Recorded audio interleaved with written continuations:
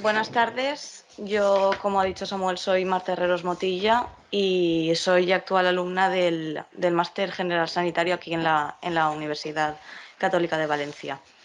Voy a presentar lo que hice un poco en mi TFG y la experiencia y demás. Entonces, lo que hicimos nosotros, Samuel fue mi tutor, fue un trabajo empírico relacionado con el área de los recursos humanos. ¿Por qué escogí este ámbito? Porque realmente a mí siempre me ha llamado la atención y siempre me ha gustado entender cómo el comportamiento humano tiene o puede inferir en el contexto de una organización, más concretamente en el área laboral. Al final nosotros nos movemos a lo largo de nuestra vida en diferentes organizaciones, ya no a nivel laboral, sino desde pequeños, por ejemplo, en el colegio, luego pasamos por la universidad, que también es una organización, luego también a nivel familiar o a nivel de amistades, también formamos parte de diferentes organizaciones, donde aquí, como individuo, nuestro comportamiento tiene efectos sobre esta organización, igual que esta organización también tiene efectos y produce cambios a nivel individual. Sí que es cierto que el papel del psicólogo en el área laboral todavía no está como muy desarrollado, pero cada vez se tiene más en cuenta su papel y la importancia del mismo. ¿Por qué hice un trabajo empírico? Yo realmente en un primer momento sí que es verdad que no tenía la expectativa de hacer un trabajo empírico porque se tiene un poco la idea de que es más costoso o puede ser incluso más difícil. Entonces yo realmente lo que quería hacer era o una revisión bibliográfica, un caso único, lo que conocemos como más común. Pero, sin embargo, Samuel me presentó la idea para hacer este trabajo y me llamó muchísimo la atención y me pareció muy interesante. Entonces decidimos llevar a cabo este trabajo. Al final estos trabajos sí que tienen como más mala fama porque se tiene que dedicar a lo mejor más tiempo y demás, pero nada más lejos de la realidad, porque sí que hay que pasar cuestionarios, sí que hay que analizar datos, pero sin embargo tiene muchos más beneficios que otra cosa porque generas tú un conocimiento aparte de los que ya hay o incluso actualizas una información que ya conoces, investigas realmente en un campo que te gusta y es como la última oportunidad que se tiene en la carrera de participar en una investigación real que está respaldada por un profesional, que en este caso es un profesor.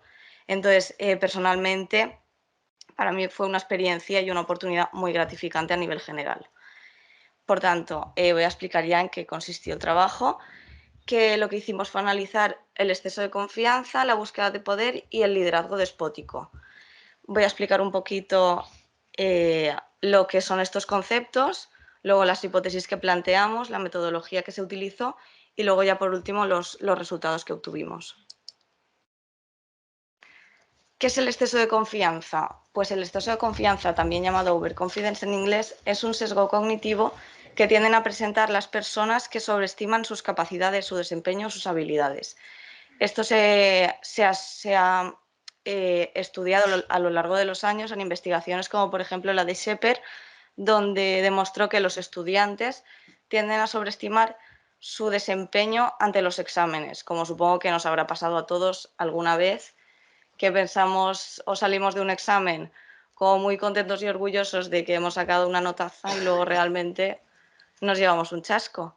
Entonces aquí estaríamos mostrando exceso de confianza.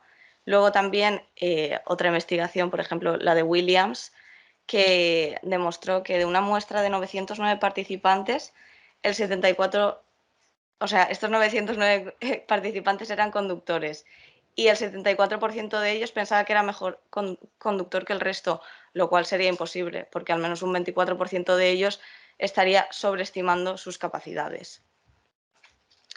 ¿Cuál es la utilidad de este exceso de confianza? Se ha visto que tiene beneficios tanto a nivel intrapersonal como interpersonal. A nivel intrapersonal porque produce beneficios a nivel de bienestar general, luego también mejora la autoestima, la salud mental, la motivación y la persistencia en la tarea.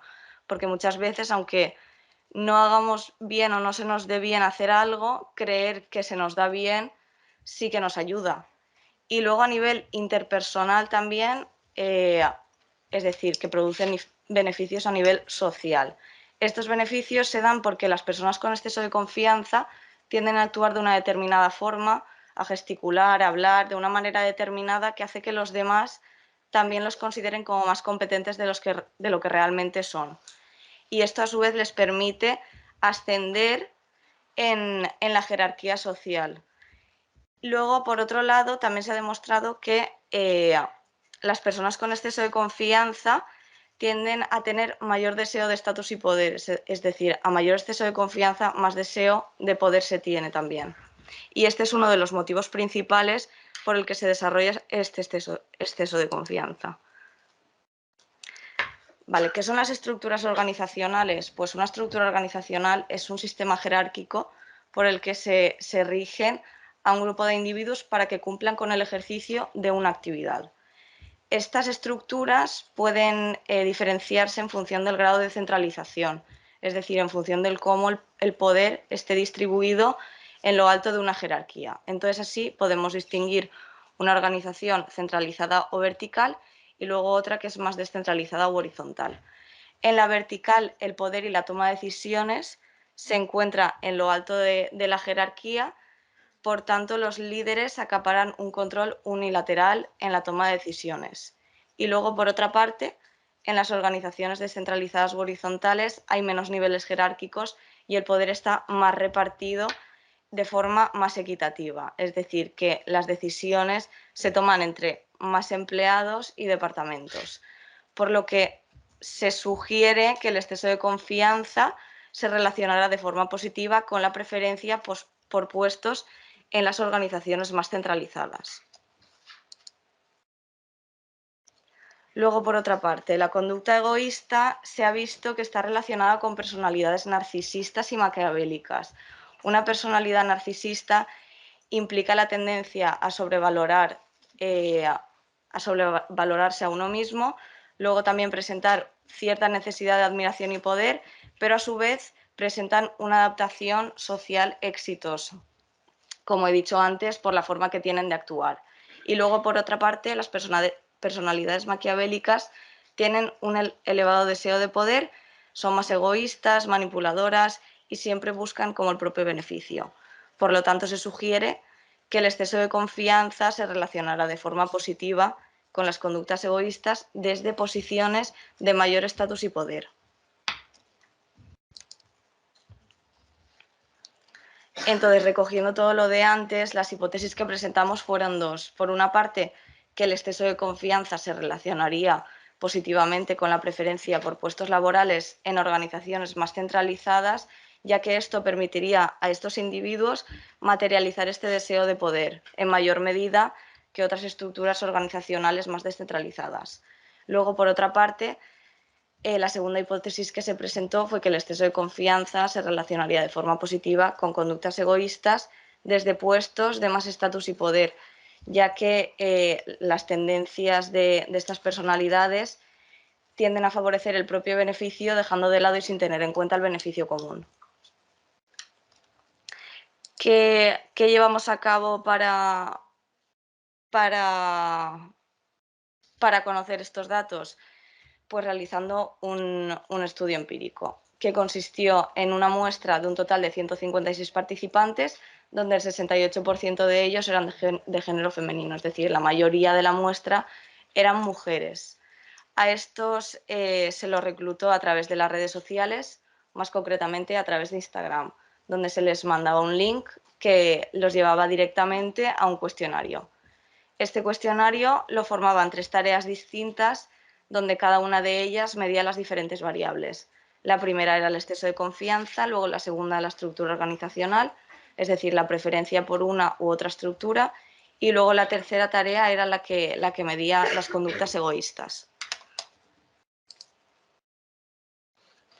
Entonces, el instrumento que empleamos se dividía en estas 3 tareas. La primera era una adaptación de un cuestionario de Rooney, que es el GKQ, que consta de 24 preguntas de elección múltiple. Estas 24 preguntas son de cultura general y eran de distintos temas y distintos niveles de dificultad, como por ejemplo las que se presentan. ¿Cuántas letras, por ejemplo, tiene el alfabeto ruso o cómo se llama el órgano vocal de los pájaros? ¿Alguien sabría decirme cuántas letras tiene el alfabeto ruso? ¿Cuántas? 40. Vale. ¿Y qué segura estás tú? ¿Qué segura estás tú de que son 40? Del 0 al 100. Un 60. Vale. Son 33. ¿Y alguien sabe el órgano vocal de los pájaros? Dime. Creo que es el pollo. ¿Qué segura estás de 0 a 100? Eso no.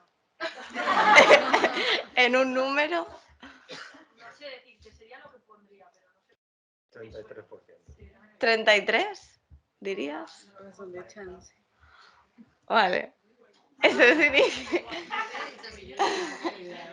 Bueno, pues esto es lo que se les pidió a los participantes. Tenían que responder a las preguntas y luego al final se les presentaba una pestaña deslizable donde tenían que indicar qué grado de certeza tenían de que habían respondido de forma adecuada. Así podíamos medir el exceso de confianza, es decir, se relacionaba y se sacaba la diferencia entre las respuestas correctas y luego la confianza que tenía la persona. Entonces, las personas con exceso de confianza tenderían a sobreestimar, es decir, a poner que tenían más respuestas correctas de las que realmente tenían.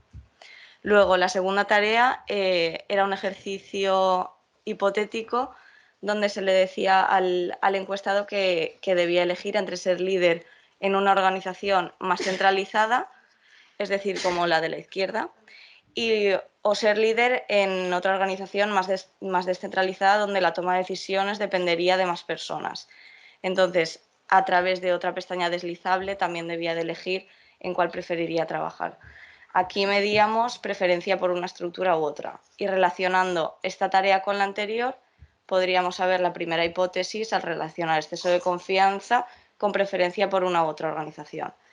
Luego la última tarea era otra actividad hipotética llamada el juego del dictador, donde también se le dice al encuestado que es como el encargado de liderar un proyecto que lo forman él y otras 3 personas, al que se les da una prima de 4.000 euros y él es el encargado de repartir ese dinero entre todos los participantes, pudiéndose asignar él todo el dinero o repartirlo de forma equitativa como él considere. Entonces, esto sirve para medir la conducta egoísta y se relacionaría con la primera para comprobar la relación entre exceso de confianza y conductas egoístas desde puestos de mayor poder o estatus. Los resultados que obtuvimos pues, fueron que se cumplieron ambas hipótesis, ya que se relacionó positivamente el exceso de confianza, tanto con la preferencia por una estructura organizacional centralizada como con las conductas egoístas. Se hicieron 2 regresiones lineales y en la primera tabla podemos ver el exceso de confianza relacionado con la preferencia organizacional, donde la relación es significativa y positiva. Igual que en esta segunda tabla, donde se ve el exceso de confianza y la conducta egoísta relacionándose también, es decir, a mayor exceso de confianza, mayores conductas egoístas se tenía, lo que se muestra en este gráfico. De forma más visual se puede ver. En el primero, en la parte de abajo, estaría lo de exceso de confianza, la parte que mide exceso de confianza, y en la parte vertical de la izquierda la preferencia, pudiéndose comprobar así que a más exceso de confianza, mayor preferencia se tiene por las estructuras centralizadas. Y luego en la otra parte, en la parte baja horizontal, está nuevamente el exceso de confianza y en la vertical las conductas egoístas, viéndose la misma relación significativa positiva. Entonces, ¿cómo se puede aplicar esto al ámbito práctico o qué sacamos de conclusiones a nivel de trabajo? El exceso de confianza al final es una característica que se debería tener en cuenta en el ámbito laboral, tanto a nivel de distribución y selección de los empleados como para evitar las consecuencias de las estructuras centralizadas. Es decir, en la selección de empleados se debería siempre tener en cuenta llevar a cabo una formación adecuada y un buen juicio para controlar y evitar los comportamientos de los individuos con exceso de confianza. Y luego, por otra parte, está claro que las estructuras más descentralizadas son las que aportan mayores beneficios, ya que también se previene que los individuos con exceso de confianza tiendan a elegir este tipo de organizaciones. Y bueno, eso es todo. Muchas gracias.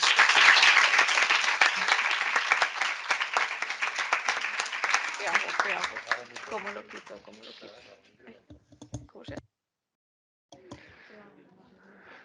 Muchas gracias, Marta.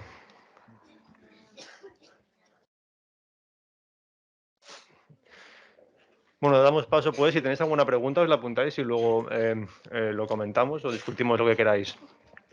Vamos a pasar con la segunda de las...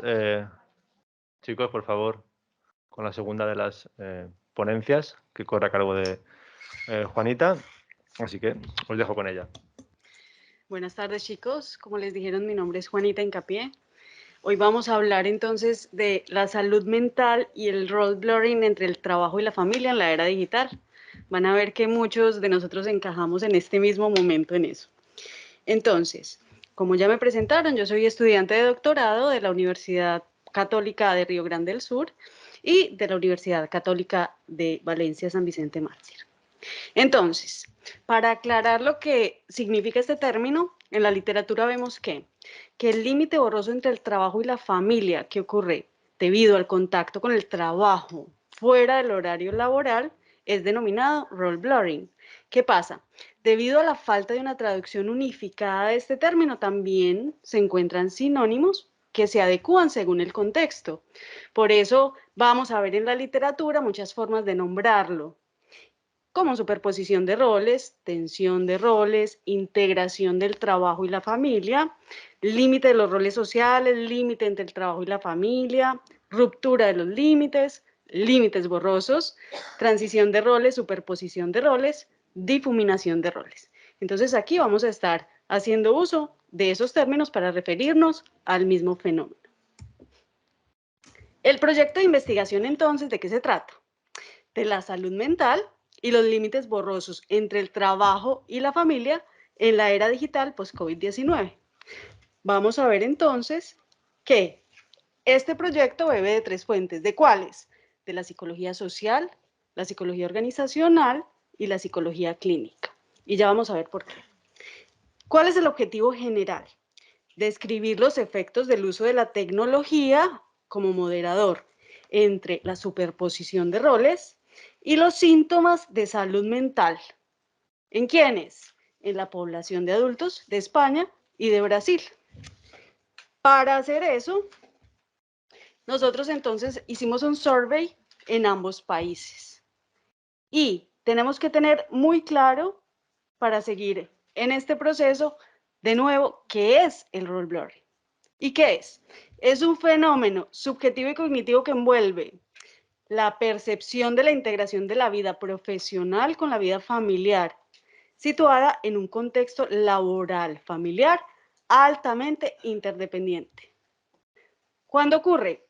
Ocurre cuando aparecen demandas simultáneas del trabajo y la familia que pueden estar presentes cuando las personas llevan su trabajo remunerado a casa. El role blurring es la percepción de incerteza o dificultad de una persona de distinguir su rol laboral de su rol familiar. ¿Cuáles son los antecedentes de ese role blurring? La difuminación del límite entre roles desempeñados en la vida cotidiana puede ser rastreada antes de la revolución industrial. ¿Por qué? Una vez que los hogares en la época preindustrial acostumbraban servir como local de producción económica, no se le daba la importancia a esa distinción entre el trabajo y la familia. Posteriormente, la lógica de esferas separadas consideró al trabajo y a la familia como dominios únicos, con diferentes comportamientos y expectativas. Entonces vemos que antes todo se hacía en la casa. Se trabajaba, se cuidaba de los hijos, se vendían bienes y mercancías, y después se separaron esas dos esferas para dar entonces esa parte social de esto se hace en un lugar y esto se realiza en el otro. El trabajo asalariado y el declinio de la familia como fuente de subsistencia económica en el siglo XIX, hizo separar las actividades relacionadas a eso, a la producción y a la familia. Entonces, ¿qué pasa después de eso? Empezamos a pensar, ¿qué pasa en esa diferenciación de los roles? ¿Cómo es que se dan? Y nos encontramos con las bases teóricas. Esas bases teóricas nos vamos a dar cuenta, como vimos al principio, que pueden tener diferentes formas de ser nombradas en la literatura. Comúnmente vamos a ver que no se diferencia el conflicto familia-trabajo del role blurring. Y vamos a darnos cuenta entonces que aparecen algunas de las especificidades teóricas que nos dicen, sí, sí son diferentes. ¿Cuáles son? La tensión entre roles, vamos a ver que es el dominio de la familia, el dominio del trabajo, y que ambos, entonces, chocan. Esa presión entre roles no deja que hagamos las cosas al mismo tiempo. No podemos, entonces, ir a comprar las cosas de mercado y también hacer una presentación. Son cosas incompatibles. Ahí se genera un conflicto. Sin embargo, en la teoría de bordes, que es la perspectiva teórica que vamos a trabajar el día de hoy, se integran, se sobreponen. Vemos que en este momento eso nos está ocurriendo. Estamos pensando en unas cosas, haciendo otras, y tenemos esa superposición de roles, de estudiantes, de trabajadores, de hijos, de todo lo que compete en nuestra vida, y empezamos a hacer varias cosas al tiempo. ¿Cuántas veces estamos trabajando y tenemos entonces que ponernos a comer, a cenar, cualquier cosa de estas porque no tenemos tiempo? Y ahí ya vamos a ver qué sucede. Entonces, el role blurring en la era digital. El desarrollo tecnológico auxiliar del trabajo hace que la conexión tecnológica facilite esa superposición de roles, esa transición rápida, y lo convierte en un proceso problemático que oscurece la frontera entre las funciones coexistentes del trabajo y el no trabajo, de modo que se tornan campos integrados, difíciles de distinguir. Pasamos rapidísimo de un rol a otro, y ahora que tenemos el computador, el celular, todos los aparatos digitales a nuestra disposición, pues estamos en una reunión y estamos hablando por teléfono, respondiéndole a la mamá que nos está preguntando algo o haciendo otras cosas mientras estamos pensando en otras. Eso es role blurring. La permeabilidad de los límites implica el grado en que una función permite a la persona estar físicamente en el dominio de esa función, pero psicológicamente y con el comportamiento inmerso en otra. Y eso lo estamos naturalizando. Cada vez se nos vuelve más común estar pensando en otra cosa y haciendo otra. Y cuando menos nos damos cuenta, estamos mezclándolo todo. Y ya estamos escribiendo de lo que estamos hablando aquí allá o de lo que estamos mirando aquí leyendo en otra parte. La dinámica, entonces, de esa transición rápida de los roles, de esa superposición, de esos límites borrosos, en el tiempo del COVID-19, las rápidas transformaciones exigen que el uso de la tecnología en mayor medida. Todos lo hemos vivido. Hemos necesitado estar todo el tiempo conectados, porque además de una necesidad social de encuentro, también tenemos que hacer nuestras labores. Las fronteras espaciales, temporales y psicológicas se pueden integrar fácilmente, lo que genera la intensificación y la permeabilidad de esos roles. O sea, salimos de la universidad, nos vamos para la casa, pero no llegamos a descansar, llegamos a seguir trabajando y no hay un límite. Y a veces seguimos y se nos pasan las horas de descanso en otra labor. Y empezamos a extender los horarios que serían dedicados a una función y le quitamos ese espacio a otra. Frente a la necesidad del confinamiento, el trabajo en casa se tornó una nueva forma de normalidad. Ya empezamos a trabajar en casa y las fronteras espaciales, antes llegábamos y decíamos, la casa, bueno, descansemos en la casa, trabajamos un poco, pero entrábamos al cuarto a dormir o a ver televisión, a ver series, lo que fuera. Ahora nos llevamos el computador para la sala, para el comedor, para la cama, y todo el tiempo estamos en función de estar hiperconectados, realizando las tareas que ya espacialmente perdieron ese lugar específico, sobre todo debido al confinamiento, que es absolutamente necesario. El role blurring, entonces, puede generar un potencial conflicto entre los roles y repercutir en ¿qué? En la salud y bienestar físico y mental. A veces se nos pasan los horarios de comida, de almuerzo, y empezamos a trabajar y ya no nos damos cuenta en qué momento descansamos, en qué momento debemos comer, en qué momento debemos hacer una cosa o la otra, y nuestro organismo empieza a sufrir esas consecuencias. El metabolismo cambia, el ritmo de sueño cambia, empezamos a sentirnos más cansados, fatigados, ya vamos a ver eso. Entonces, ¿cuál es el problema?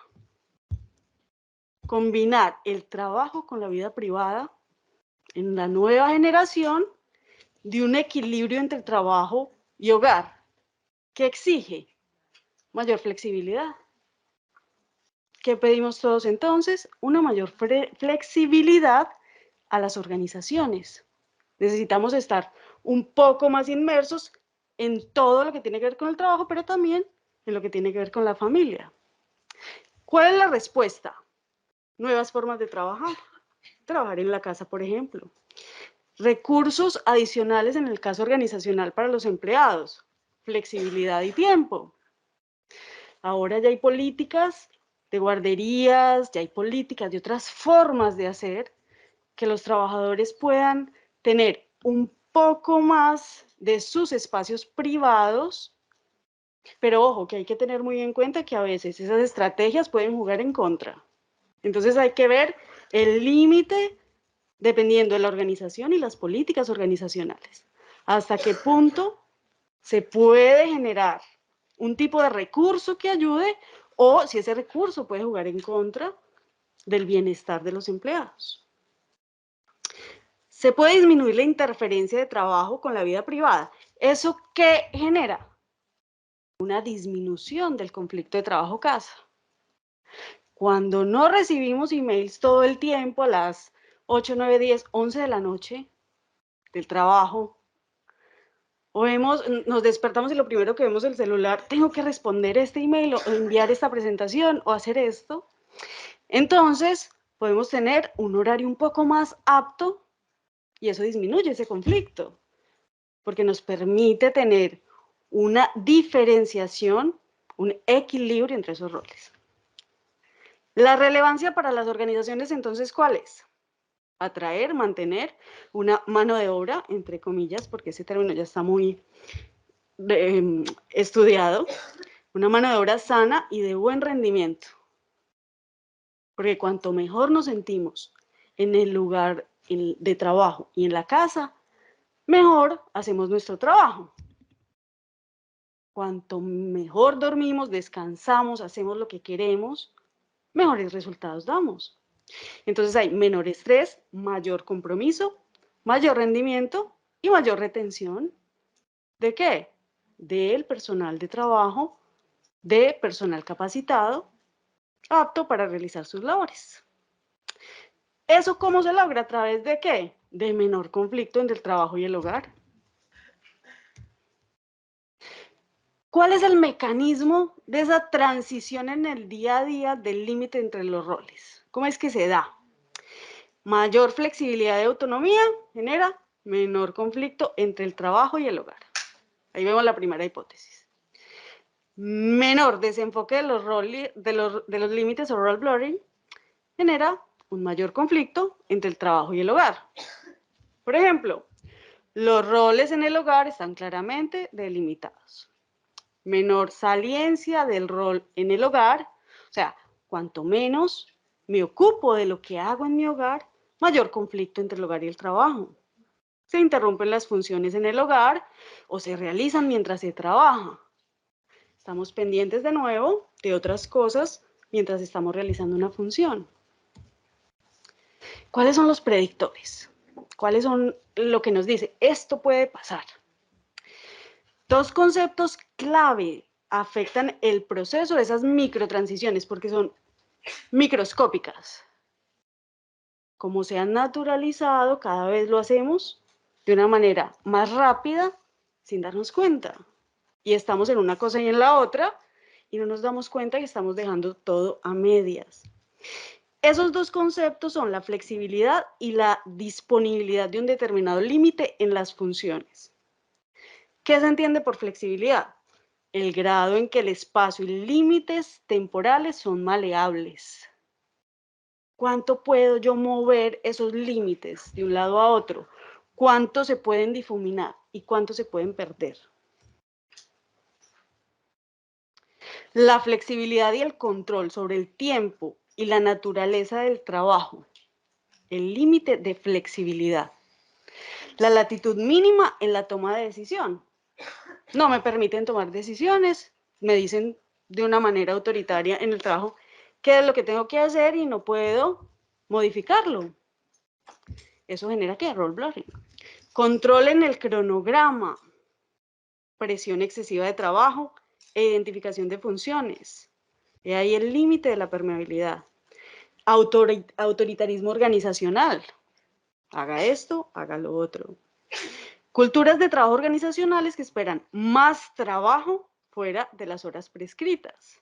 De nuevo, los emails, los mensajes y todos sentimos que presión, porque si no respondemos, bueno, algunas organizaciones van a tener cierta incomodidad en no tener una respuesta inmediata o por lo menos una respuesta pronta en un tiempo después del horario de trabajo.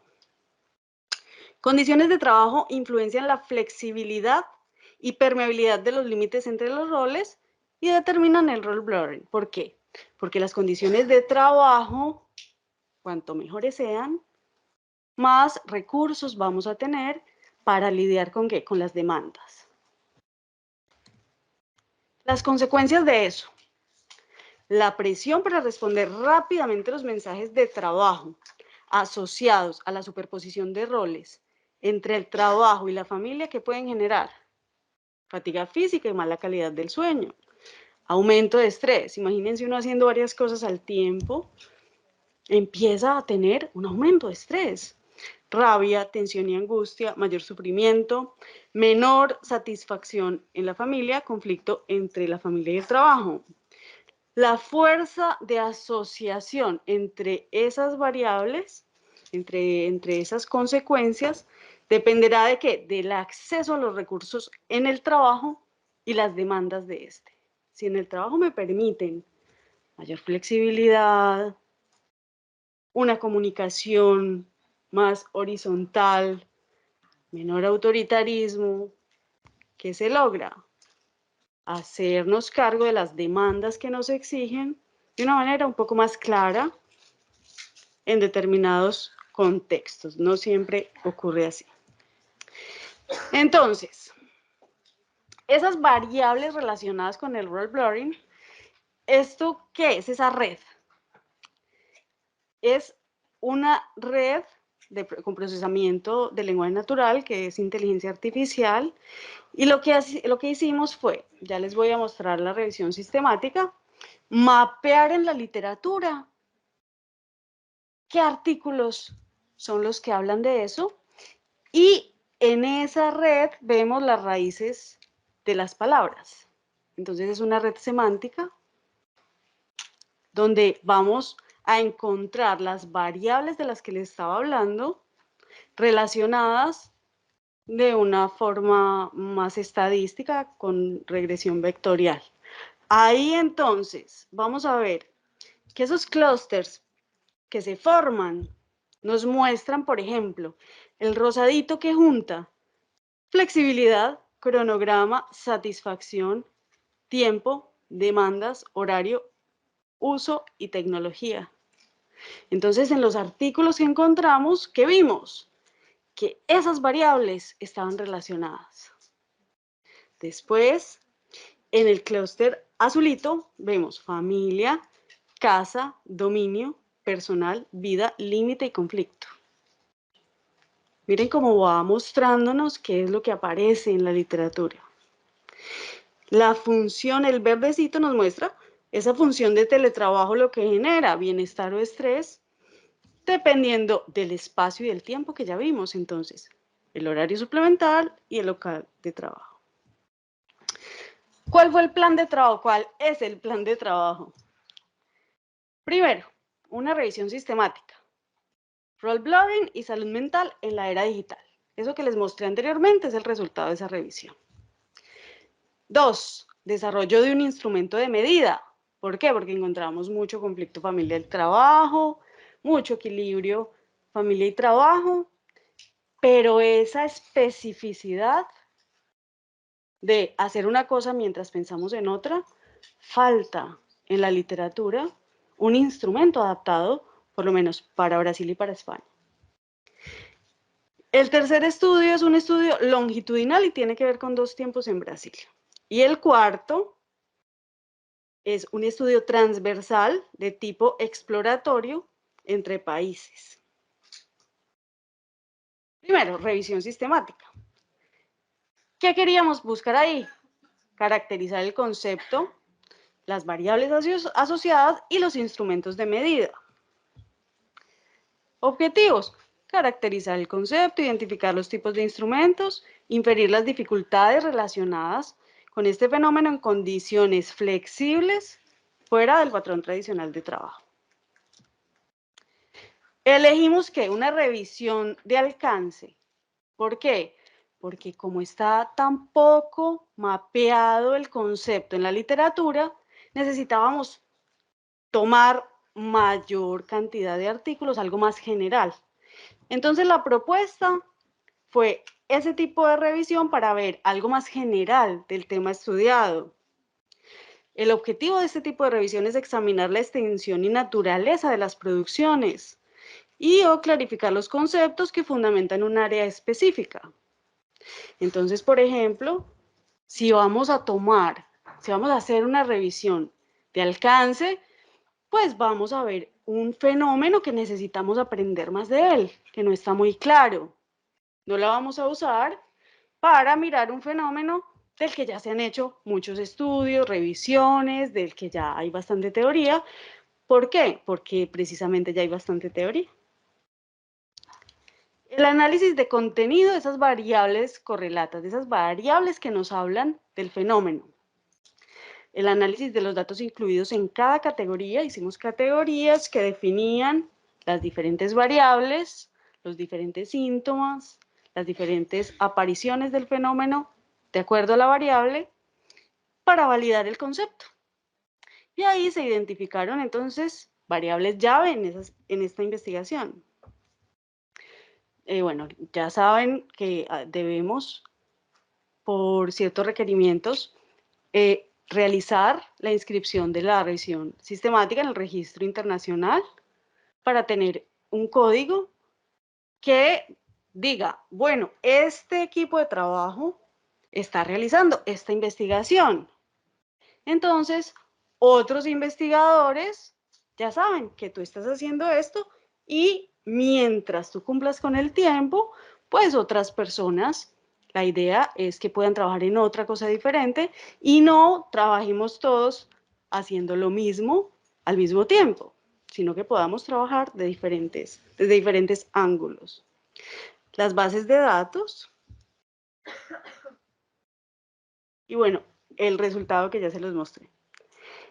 Segundo, el desarrollo de un instrumento de medida, adaptación de escalas originales del proyecto. Entonces realizamos el instrumento. ¿Cómo? Se crearon los ítems, se traducen, se adaptan, los evalúan los expertos, para después, ¿qué? Mirar esas evidencias de lo que dijeron los expertos en la validez del contenido y mirar estadísticamente la estructura interna del instrumento, si es confiable, si mide lo que tiene que medir, si esas preguntas sí sirven para mirar lo que queremos ver. Tercero, estudio longitudinal de 2 tiempos.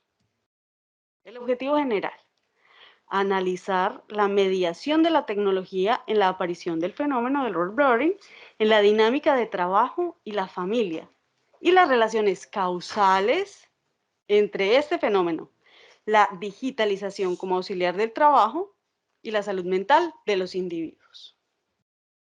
¿Cuáles fueron las escalas que se aplicaron en un primer momento en Brasil y se están aplicando en un segundo momento en Brasil y en España?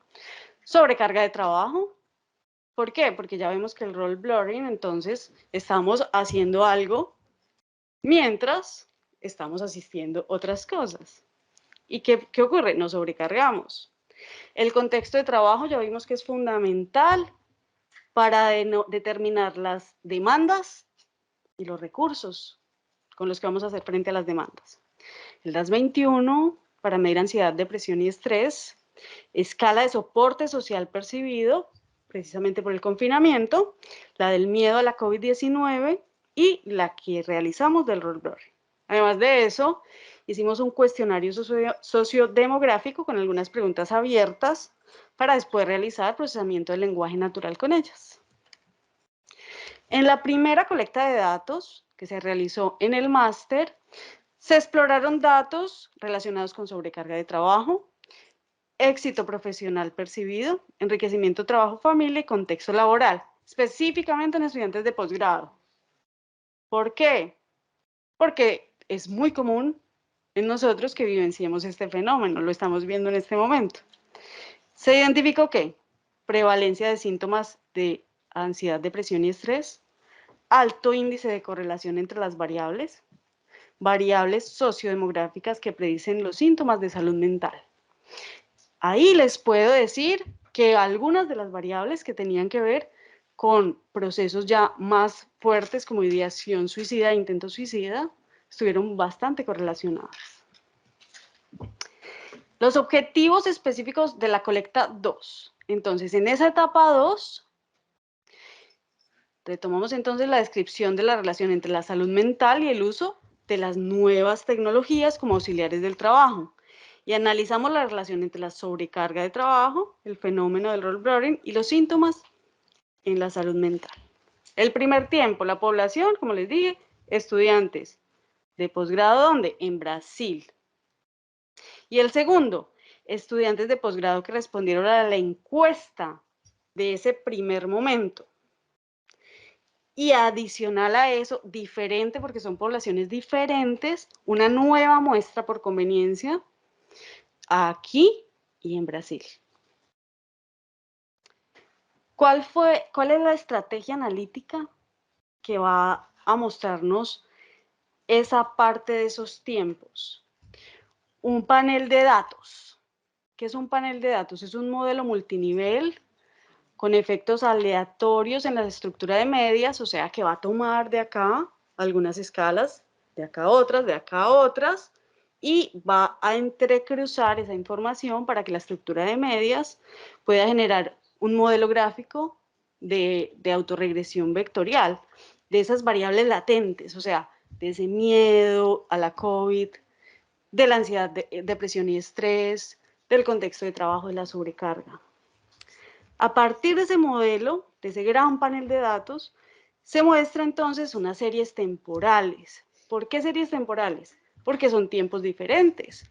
Entonces, su nombre lo dice, series temporales son esos datos que se toman en diferentes momentos y esas redes temporales simultáneas, o sea, que se tomaron en el mismo momento aquí y allá, son de efecto fijo. ¿Qué quiere decir? Que se ponderan esos puntajes de allá y de acá y se miran entre ellos de una manera igualitaria en términos estadísticos, que no nos vayan a decir acá un puntaje y allá otro en lenguas diferentes, sino que estén ponderados para que podamos entender el resultado en una medida pareja. Bueno, ese es el modelo de ecuación del análisis de datos, no se enreden con eso. Y el cuarto es el estudio transversal, que es ¿qué? De tipo exploratorio entre países. Esa comparación de divergencias y semejanzas tiene un delineamiento transversal. Sabemos entonces que longitudinales Estoy viendo un video, un tiempo, otro tiempo, otro tiempo, entonces tenemos una panorámica, algo más amplio. El delineamiento transversal es cuando vemos un momento, una fotico. En esa comparación de medidas recolectadas en ambos países, a la luz de los datos sociodemográficos y las teorías que ya les hablé. Los objetivos.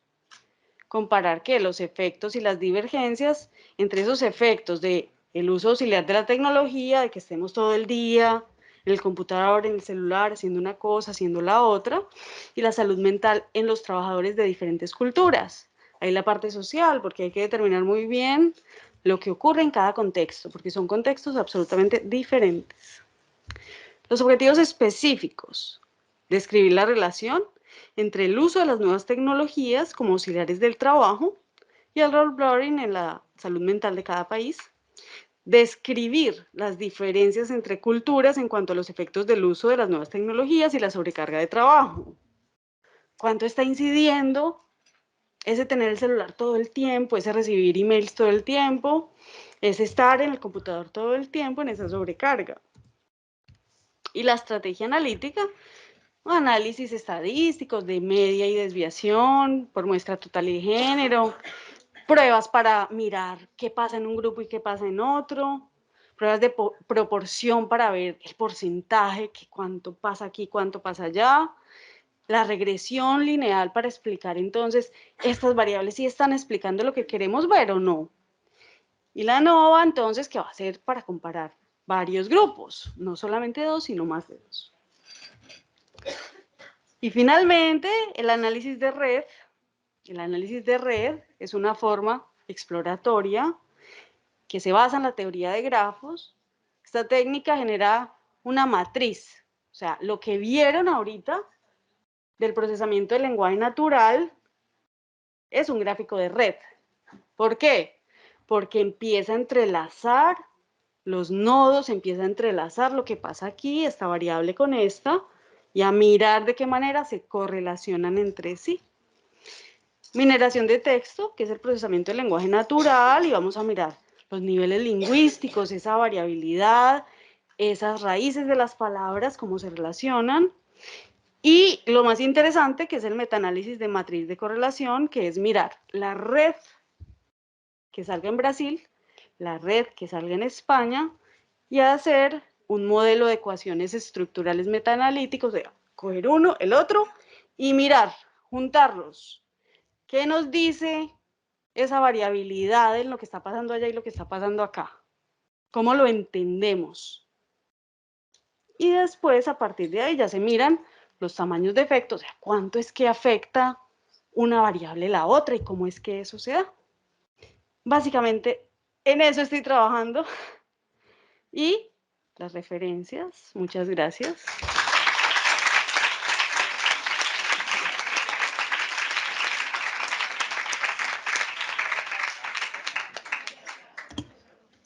Muchas gracias, Juanita, por tu presentación y por contarnos lo que haces en el contexto de tu doctorado.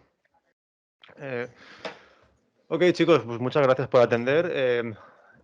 Ahora vamos a dedicar unos minutos, o lo que necesitemos, en principio, bueno, a las dudas que podáis tener, a los comentarios que queráis hacer, a las observaciones que tengáis respecto a cualquiera de las dos presentaciones. Así que si tenéis algo que aportar, es el momento.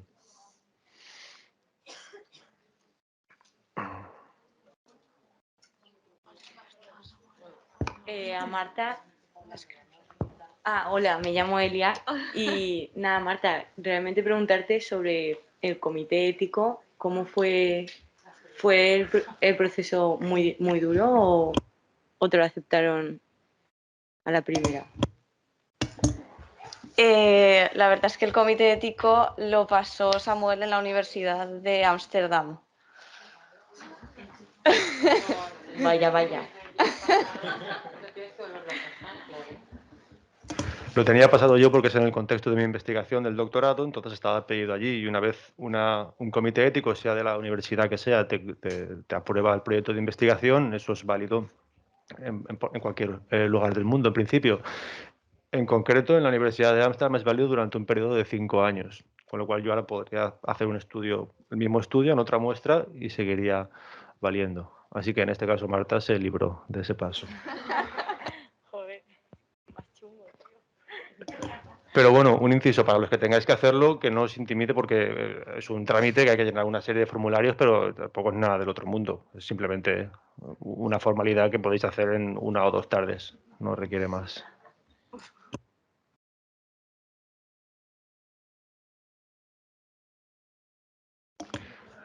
Bueno, yo sí que tengo un comentario, una pregunta que hacer a Juanita, si te parece bien. Sí. Me ha llamado la atención o me ha hecho reflexionar el asunto. O sea, lo que predices o lo que propones es que a mayor flexibilidad en un lugar de trabajo, ¿no? O en un entorno laboral, menos role blurring observaremos, ¿no? Creo que eso es un poco eso lo que planteamos, o lo que planteas. En principio sí, recuerden. Ahí va mi pregunta. Ah, bueno.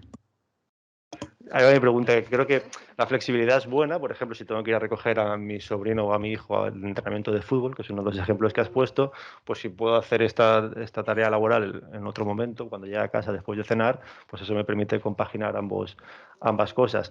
Pero claro, creo que puede ser peligroso también, porque si hay flexibilidad sin una delimitación temporal un poco estricta, precisamente puede contribuir y creo que es complicado esa delimitación temporal ponerla desde las organizaciones, porque claro, una organización no puede impedir que yo haga algo después de cenar. Entonces creo que el individuo también tiene responsabilidad. La empresa debe favorecer que no ocurra, pero creo que es una responsabilidad también individual poner esos límites, ¿no? Claro, absolutamente. Absolutamente. Está ahí absolutamente implícita la responsabilidad de cada quien en su propio bienestar, en su salud mental, en la determinación de los límites, en los recursos a los que decide acceder o no. Claro, la organización te brinda, te apoya, pero no puede hacer las cosas por ti. Lo mismo pasa en el contexto universitario, lo mismo pasa en todos los contextos. Podemos dar las herramientas, pero quien las quiera tomar, aprender a trabajar con ellas, puede hacerlo y no es la mayoría, desafortunadamente. Entonces, sí, está implícito. Siempre hay una responsabilidad del individuo para cada acción tiene una reacción y consecuencia. Y sí, por eso estamos también valorando esa variable del contexto de trabajo. ¿Por qué? Porque muchas personas responsabilizan a los recursos del trabajo para quitarse su propia responsabilidad, que tampoco es lo adecuado ni es lo que se plantea. Bueno, yo quería agradeceros a los tres las aportaciones que habéis hecho, me han encantado, la verdad. Y quería preguntarte, Juanita, en primer lugar, por esto que estabas comentando, sería interesante, y no sé si ya hay publicaciones en esa línea, poder comparar en relación a las condiciones de las empresas, ¿no? Empresas que a lo mejor dicen el horario laboral es de 9 a 8, me lo invento, y a partir de ahí no se pueden mandar correos, que eso tiene unas ventajas y unos inconvenientes, porque efectivamente la mamá que recoge a un niño en fútbol y está 3 horas por la tarde y luego quiere trabajar de 11 a 2, pues no puede hacerlo. Por tanto, hay menos flexibilidad y más rigidez, pero también creo que tiene su aportación en cuanto a tranquilidad emocional, porque yo creo que ahora en muchas empresas vivimos esta situación de indefinición y entonces estamos como todas las horas del día en la tensión de tengo que contestar un correo, tengo que... Y da igual donde estés, ¿no? Yo puedo ser un sujeto experimental fabuloso, Juanita. Si quieres contratarme, te aseguro que soy una mina. Porque efectivamente yo voy por la calle mandando audios, contestando correos y los alumnos lo saben que me conocen, o sea que no tengo nada que esconder. Em, y tienes esta tensión como todo el rato, que es una tensión laboral, ¿no? Entonces, es verdad que cuando llegan los tiempos no lectivos, por lo menos para los docentes, son tiempos en los que disminuye pues un poco la presión que tiene y que son necesarios, porque si no estaríamos todos exacto, ¿no? Súper quemados. Entonces, sería interesante tener este dato, ¿no? Y seguro que se ha publicado ya, empresas que tengan horarios más rígidos o empresas que tengan horarios más flexibles, que se puedan trabajar todas las horas del día y cómo eso afecta a ese estrés laboral o a ese burnout de sus trabajadores. Eso me parece chulo. Eso por un lado. Y por otro lado, te quería preguntar también, porque he visto tantas variables vinculadas con el concepto de que trabajáis que digo, ¿y esa ecuación de búsqueda cómo habrá sido? Dios mío, o sea, que a mí es verdad que cuando dirijo trabajos me obsesiona mucho, ¿no? La ecuación de búsqueda, los términos que se buscan, pues dónde buscar los sinónimos, los descriptores, las palabras clave, cómo tener la certeza de que no te dejas nada fuera. Y eso cuando exploras un concepto tan difuso o que puedes encontrar aportaciones del concepto en tantos campos, me parece como un súper reto, ¿no? Me gustaría que comentaras cómo ha sido eso. Bueno, en principio fue una situación muy compleja y requerimos, claro, ayuda. Entonces formamos un equipo de trabajo con la Duke University y miramos con otro equipo en conjunto con investigadores brasileños. Empezamos a mirar los términos indexados, tengan muy en cuenta eso. ¿Cuáles términos están realmente en las revistas? ¿Cuáles son las revistas que van a buscar? ¿Desde dónde? ¿Desde cuál es la óptica? Porque la óptica te guía. Entonces, si tú no sabes para dónde vas, no llegas a ninguna parte. Miramos el artículo Centinela, que es muy bueno que tengan, este artículo es el paradigma de este trabajo. Entonces, cuando hago los términos, ese artículo sale, ya sabes, bueno, sí, esta búsqueda la estoy haciendo bien, me salió lo que necesito. Además de eso, mirar las ayudas técnicas de la Cochrane, de diferentes para revisiones sistemáticas que te van a ir guiando y te van a ir diciendo, venga, por aquí no es o por aquí es. Mirar bibliotecólogos, alguien que sepa, que te guíe, que vea que tienes los términos adecuados que estás poniendo, el I y el O donde deben ser, porque a veces eso cambia toda la búsqueda y una búsqueda errada lo que va a generar es un efecto dominó. Después quien encuentra tu trabajo y se guía por él se equivoca y lo ideal es tener un trabajo de calidad. Entonces sí, es buscar desde el principio generar todo el proceso, regularlo muy bien, porque en una revisión sistemática retornar es volver a empezar. Entonces, tener una buena asesoría, buscar quién sabe bien de esto, quién me ayuda, con quién busco, a quién le digo, qué instrumentos hay ya generados para yo poder saber si estoy haciendo bien lo que estoy haciendo. Entonces, por ese lado, fue bastante complejo, ya llevamos 1 año y medio con esa revisión y la ventaja fue que la delimitamos antes de la COVID-19, entonces no nos toca hacer la nueva búsqueda para anexar las nuevas producciones, que eso también es importante que lo sepan.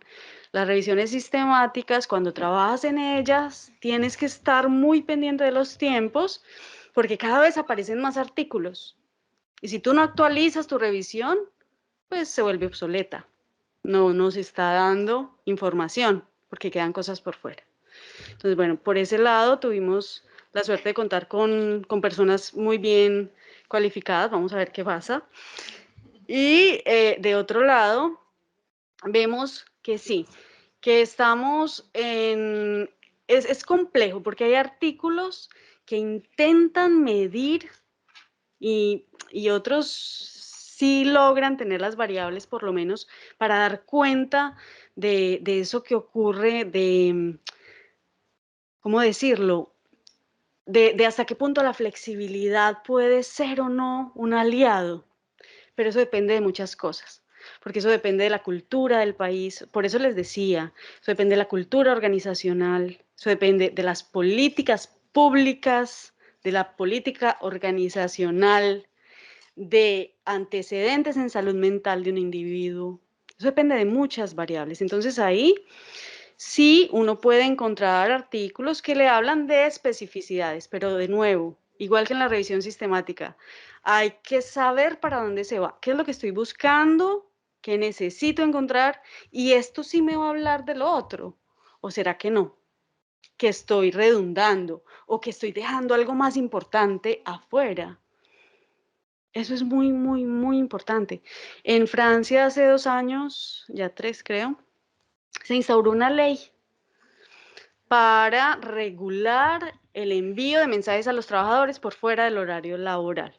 Vamos a ver, porque aún no he encontrado investigaciones específicas para las variables que yo necesito, pero sí hay investigaciones que hablan de eso y muestran mejoría en la calidad de vida de las personas. Una de las preguntas en el instrumento que creamos es muy particular porque dijimos, a ver, ¿quién de ustedes siente, entre el equipo, quién de ustedes siente que si publica una foto en Instagram van a decir, este no está trabajando? Entonces generamos unas preguntas de ese tipo para ver hasta qué punto se sentía esa presión, ese esfuerzo por, bueno, y había un profesor, el profesor de la Duke University, que nos decía, yo pongo algo, inmediatamente me dicen, me preguntan, me buscan, porque piensan que no estoy haciendo nada. Y no, resulta que fue la semana anterior con mi hijo el domingo a las 6 de la mañana. Entonces hasta qué punto también estamos tan hiperconectados que no nos damos tiempo ni entendemos esa regulación de los tiempos, que estamos haciendo una cosa mientras pensamos en otra y después miramos otra y así sucesivamente. Y eso indistintamente afecta en la salud mental. Entonces hay que tener mucho cuidado también con eso y regularnos. Como lo decíamos antes, es una responsabilidad propia. La responsabilidad de uno es de uno mismo. Exista el conocimiento que exista, hay que aplicarlo para poder hacerlo válido. Muchas gracias, Isa, por tu pregunta, Juanita, por tu respuesta. Y, por cierto, muy interesante para todos los que vais a hacer una revisión bibliográfica en vuestro TFG sobre la importancia de elegir bien los términos y actualizarla.